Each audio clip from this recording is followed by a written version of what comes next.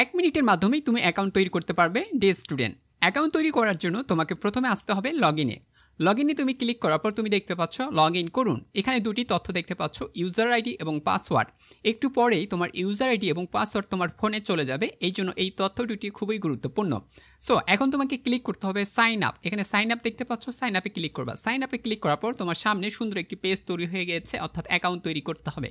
So account তৈরি করার জন্য তোমাকে ইনফরমেশনগুলো দিতে হবে। তোমার রোল নাম্বার দিতে হবে, বোর্ড দিতে হবে, বছর দিতে হবে, রেজিস্ট্রেশন নাম্বার দিতে হবে, মোবাইল নাম্বার দিতে হবে, কনফার্ম মোবাইল নাম্বার দিতে হবে। ওকে, তারপরে লাল কালার দিয়ে কিছু তথ্য দেখতে পাচ্ছ, এই তথ্যগুলো তোমার পড়ার দরকার নেই। তুমি এখানে একটা জাস্ট ক্লিক করে দেবে। ক্লিক করার পর তুমি সাইন আপ দেখতে পাচ্ছ, সাইন আপে তুমি ক্লিক করে দেবে। জাস্ট অ্যাকাউন্ট তৈরি হয়ে গিয়েছে। কোনো ঝামেলা ছাড়াই তুমি কিন্তু 1 মিনিটের মাধ্যমে তোমার অ্যাকাউন্ট তৈরি করে নিতে পারছো ডিয়ার স্টুডেন্ট। এখন তোমার ফোনে ইউজার আইডি এবং পাসওয়ার্ড চলে যাবে। সো ডিয়ার স্টুডেন্ট, ভিডিওটি কেমন লাগলো বন্ধুদের জানিয়ে দাও, ভিডিওটি শেয়ার করে দাও, একটি কমেন্ট করে দাও। Thank you very much.